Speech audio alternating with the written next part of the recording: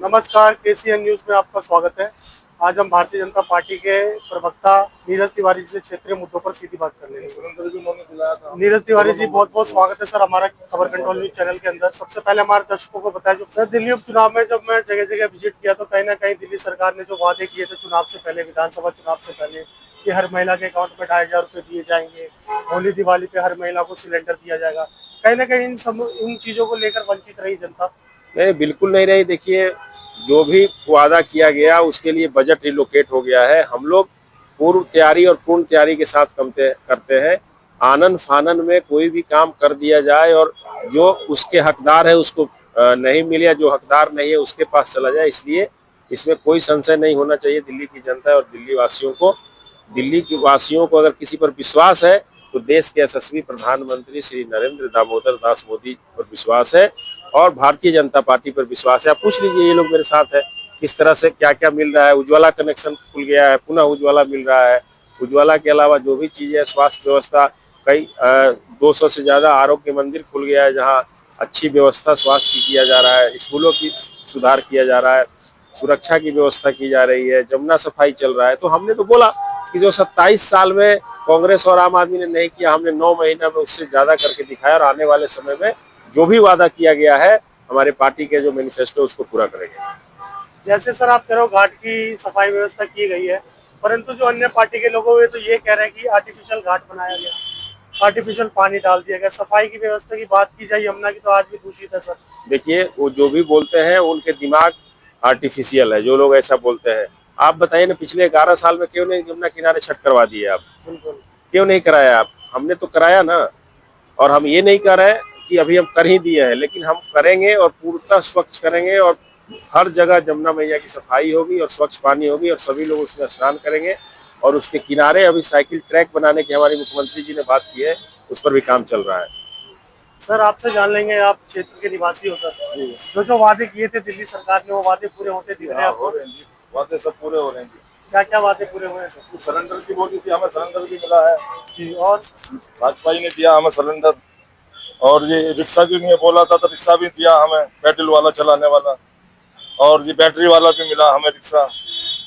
मतलब सभी सुविधा हो रही है जी, जो भी सुविधा बोली थी वो सब पूरी हो रही है। इलाज हो रहा है सब जगह, स्वास्थ्य सेवा। देखिए, आप स्वास्थ्य सेवा देखिए, हमारे आरोग्य मंदिर में इतने अच्छे इलाज चल रहे हैं। पहले तो लोग घोटाला करते थे, इसलिए हमारा जो कमिटमेंट है उसको हम पूरा करेंगे और पूर्ण तैयारी के साथ करेंगे।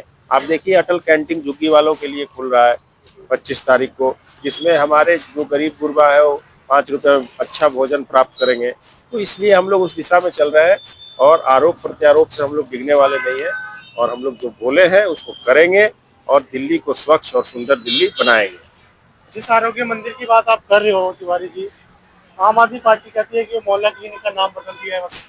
अरे वो क्या बोलेंगे, उस मोहल्ला क्लिनिक में कितना बड़ा भ्रष्टाचार हुआ। आपको मालूम है ना कि उनके स्वास्थ्य मंत्री कहाँ गए थे, किस मंदिर में गए थे? जेल गए और वहां भी सुकेश कुमार जैसे ठग से अपने पार्टी के लिए चंदा ठग लिया। ये लोग तो ठगने वाले लोग थे। इन लोगों ने दिल्ली को बर्बाद किया, शराब की नगरी बनाई, ड्रग्स की नगरी बनाई, दिल्ली की संस्कृति और दिल्ली के बुजुर्गों का पेंशन रोका, राशन कार्ड रोका। वो क्या बात करेंगे हम लोगों से?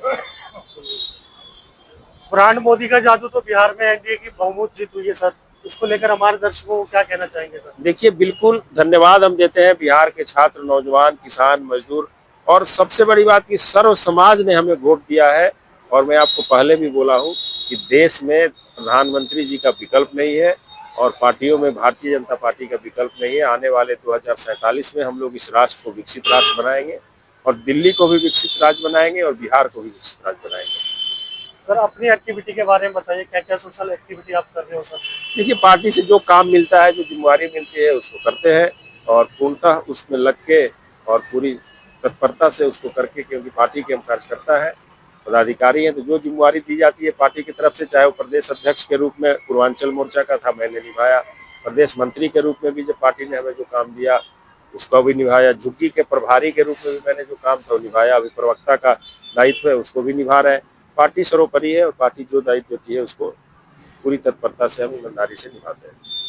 वहीं सर झंडे वालन की बात कर ली जाए तो वहाँ पे एक मजार था, उन्हें तोड़ा जा रहा है, वहाँ पे एक मंदिर था, उन्हें भी हटाया जा रहा है, इसको लेकर क्या कहेंगे आप? देखिए, आपने खुद कहा कि मजार और मंदिर दोनों, देखिए विकास विकास विकास विकास जरूरी है, और अगर उसमें कोई रोड़ा बनता है तो हमारी पार्टी जो है जाति धर्म से ऊपर उठ के इस राष्ट्र के लिए काम करती है और भारत के विकास के लिए काम करती है। इसलिए उसमें हम लोग किसी भी तरह के जातीय और धार्मिक चीज़ों से ऊपर उठ के तो इस राष्ट्र के निर्माण के लिए काम करते हैं और व्यक्ति निर्माण के लिए काम करते हैं, वो चलता रहेगा। लेकिन सर कोर्ट तो ये भी कहती है अगर आप 20 साल अगर लगातार किसी जगह पर रह रहे हो तो वो संपत्ति आपकी मानी जाएगी। नहीं, ये कहीं ऐसा कानून नहीं है।